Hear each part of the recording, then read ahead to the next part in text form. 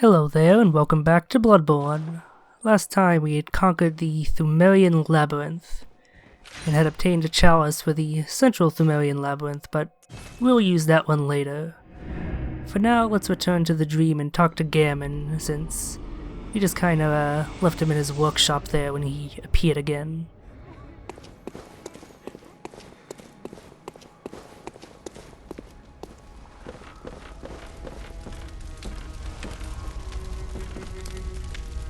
The healing church and the blood ministers who belong to it were once guardians of the hunters in the times of the hunter Ludwig. They worked and forged weapons in their unique workshop. Today, most ministers don't recall the hunters, but they have much to offer you. And so, heed the message of your forebears. Ascend to Erden Chapel. Ascend to Erden Chapel. From there, you will find the church workshop. Sure, why not? We can even check in with our good friend the Chapel Dweller while we're there. But before we do that, let's switch up our weapon. The rifle spear is fun and all, but it'd be a bit old to use it 2 times in a row, so let's switch back to the good old Kirk hammer. First we gotta get it up to +3 and get good blood gems slotted into it though, so its damage can keep up.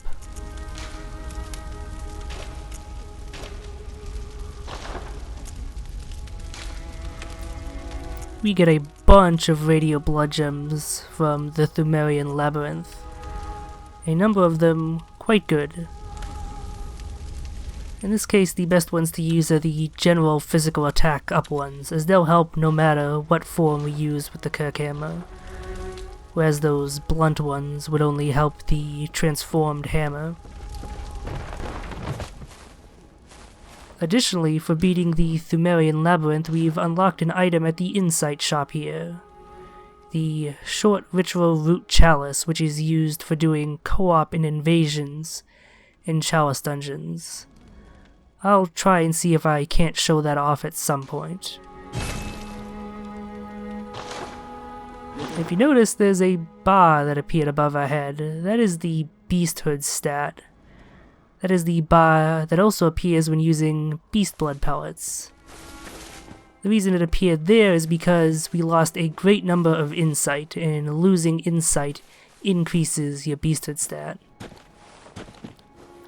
This stump here is now active with messengers, and that's due to the bloody messenger bandage we got back in old Yharnam.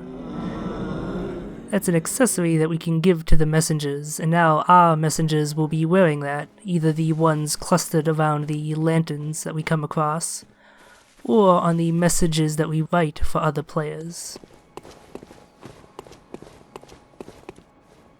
These clothes are getting a bit old.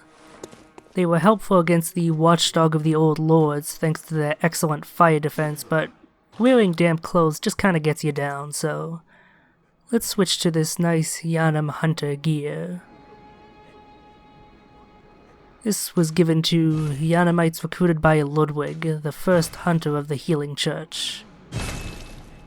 We'll actually be hearing a bit more of him throughout the game, so keep that name in mind.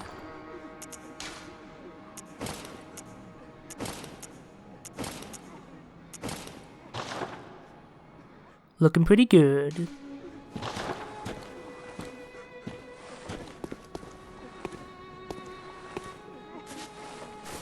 Now, we could get some levels at the doll, but we're gonna want to hold onto our blood echoes. We're going to be wanting to make some expensive purchases in the near future. The messengers look so adorable with that bloody scarf on their head. Oh hey buddy, what's up? Been a while since we've seen you. Ah, the hunter. Thank you. So that old girl, you told her about this place, right? Well, she don't offer me much in the way of conversation, but still, I'd rather see her alive anyhow. Yeah, we kind of forgot to talk to him again after directing the old lady here. Whoops. Got a nice new gesture though. If you find any sane survivors, well, send them along to Erden Chapel, will ya? Sure thing, buddy. Just try not to be so creepy in the future. So, I feel like I'm forgetting something, but I'm sure it's nothing. Let's see how the old lady's doing. You! Stay away from me! I know all your tricks. Yeah, she's the same as ever. This door is mysteriously open now. Did you do this, Gammon? Well, let's head up to the church workshop then. Maybe we'll find some oh, hey. Don't think I didn't see that. Secret passage. Always a good idea to pay attention to elevators in From Software's games. A nice view. And below we can see the stairway that led to the gate with the wooden shield.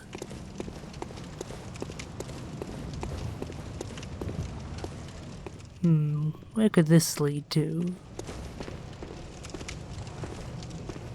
Back in the chapel, except a bit higher. So it seems the secret path did lead to treasure, and an interesting treasure, to be sure. It's not a consumable, or a key item, or a weapon, or anything that we've gotten before. Instead, it's a rune. A secret symbol left by Carol, runesmith of Bergenworth. We've heard Alfred mention Bergenworth before as an important place to the healing church. It also mentions Great Ones. I wonder what that's about. And here we have the true treasure for coming up the secret passage. The most adorable messenger costume. We'll be putting that on our messengers as soon as we get back to the dream. But for now, let's continue on and do what we came here to do and explore the old church workshop.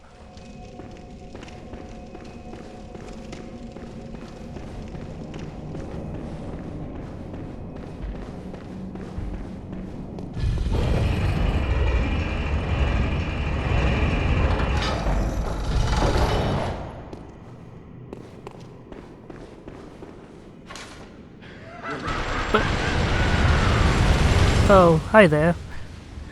You kind of jumped the gun a bit if you were trying to ambush us, but these guys can be dangerous if they catch you unawares, but otherwise they're not much of a threat.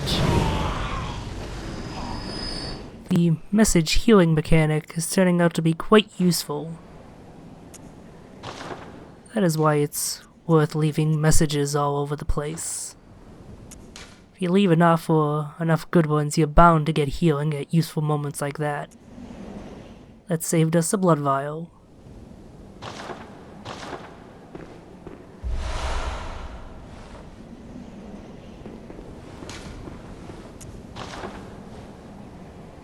Truly a mug only a mother could love, and I really want your Gatling gun, but unfortunately we can't take it.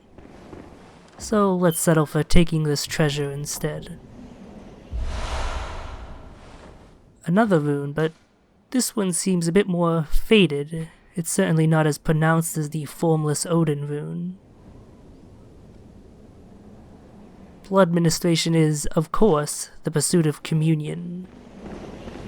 Now, if you thought that ascending to the church workshop was going to be easy, think again. There's a lot of hunters around here, and they're a bit more formidable than the ones we fought in Central Yharnam.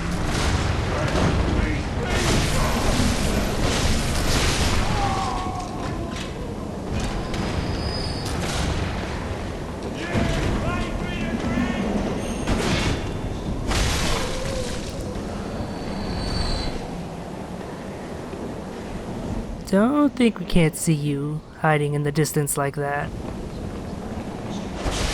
As always, whenever you encounter a group of Yharnam hunters, always keep an eye out for riflemen, and be sure to take them out first.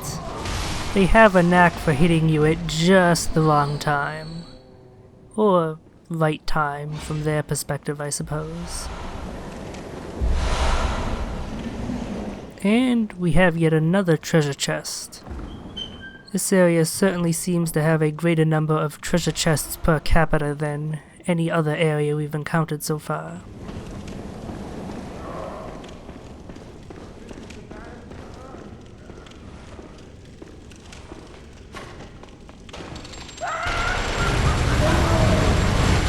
Again, the Gatling gun guys tend to jump the gun a bit.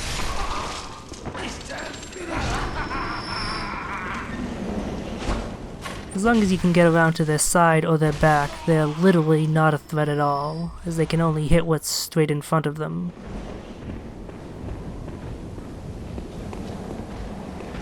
Oh, hello there.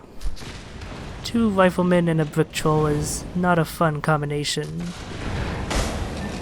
While you do want to be aggressive in this game, this is not a situation you want to just run into. It makes things much easier if you just pick off the enemies one by one. The brick troll is especially helpful in this regard since he will follow you out of their eyesight.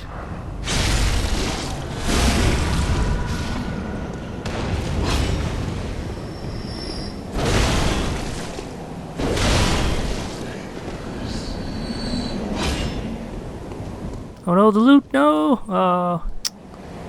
That's a risk you take when killing enemies near ledges, is losing the loot lodged in their bodies. Ah well. That encounter was truly a thrill.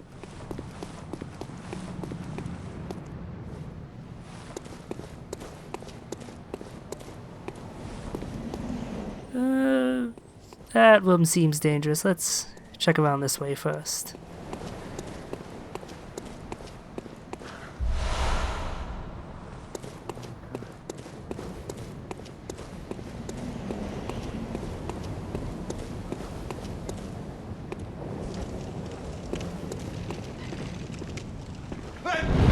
No, that's an interesting weapon you got there. Only we could be so spammy with our own flame sprayer. They must have a shit ton of bullets stocked in their wheelchairs to use it with abandon like that.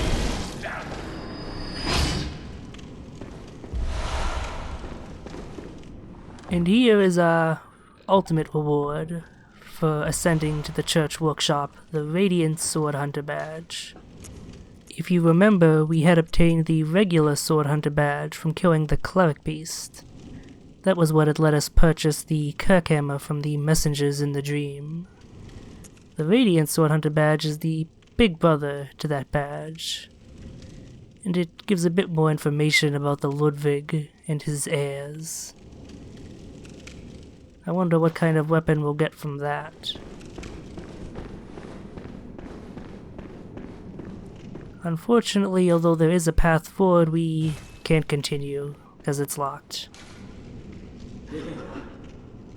Ah well, we might as well have some fun while we're here. Time for rolling.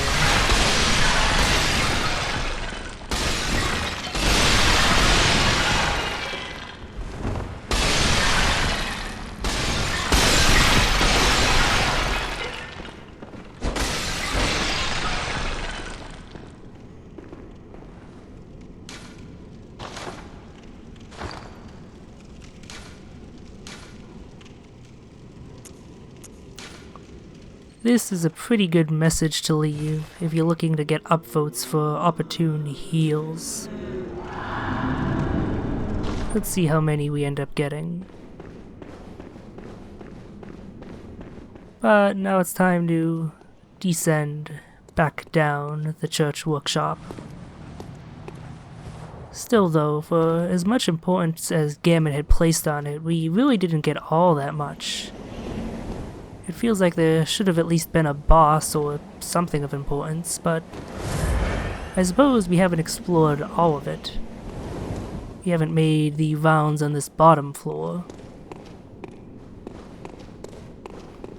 Remember how I said you should always run after the scurrying nightmares without care for what lies ahead? My advice is correct. And we get our first upgrade for the upgrade materials.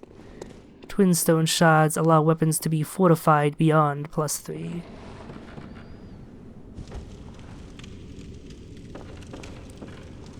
This looks like a fun place. There are a number of places you can drop down. Some lead to good things, some lead to death. For now, we'll be going this way. That message said that rolling is effective, but all you have to do here is just slowly walk off there. And then again, take a step forward.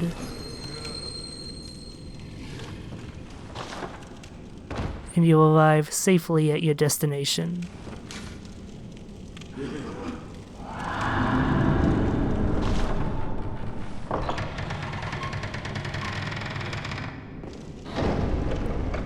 For what we've been exploring so far is just the surface. Here is the true abandoned church workshop, which looks mightily familiar for some reason.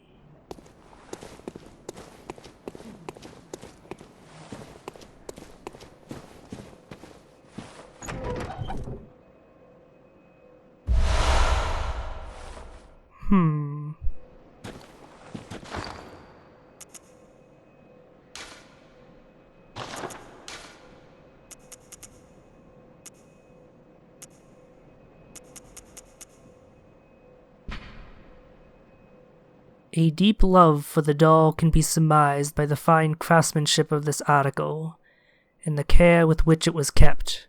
It borderlines on mania and exudes a slight warmth. So, it looks like the hunter's workshop in the dream, and we found a set of doll's clothes similar to the clothes worn by the doll in the dream. And here we find another curious item.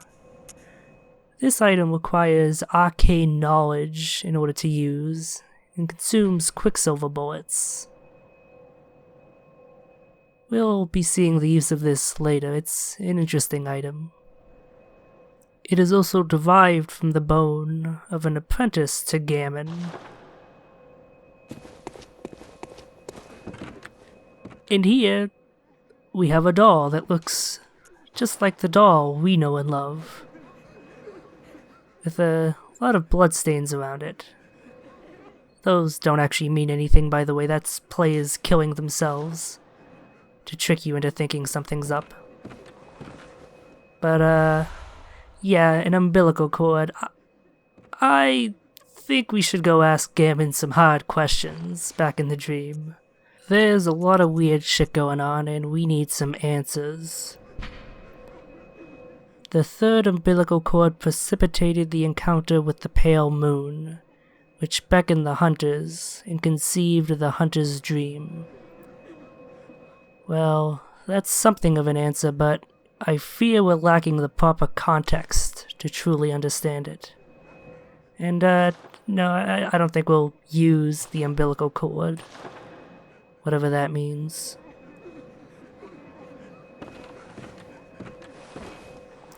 And we have another item. What's this gonna... Oh, it's just an ornament. After the last item, you'd expect it to be something more fearsome, but instead it's just a pretty hair ornament, which would stand out most brilliantly against a head of grayish hair. Perhaps we can tease out some answers from old Gammon with a present. So, let's return to the dream and find out.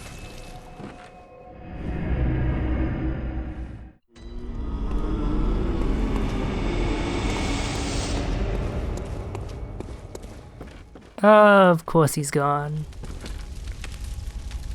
Where the hell does he sneak off to? You wouldn't think he'd be able to get very far in that wheelchair of his. Oh well, maybe we can give the comb to the doll instead. Maybe she'd appreciate it. Welcome home, good hunter. What is it you desire? What? What is this? I can't remember. Not a thing, only I feel. A yearning, something I never felt before. What's happening to me? Tell me, Hunter, could this be joy?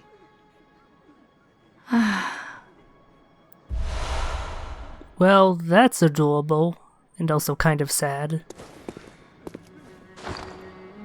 For that, we get an item similar to the blood red brooch we had obtained before. An item we can use to make a unique blood gem. A doll sheds neither blood nor tears, and thus its nature remains unknown.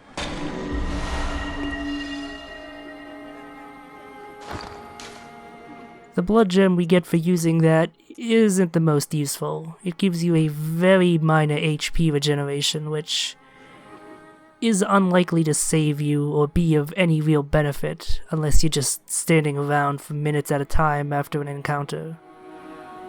Which I guess you could do if you're a really boring person, but yeah. Before we end this episode, let's go give those urns to the messengers. I promised we would do that next time we came to the dream.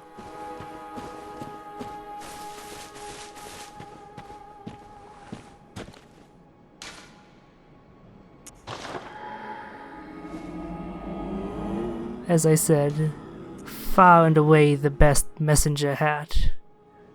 They're just so adorable.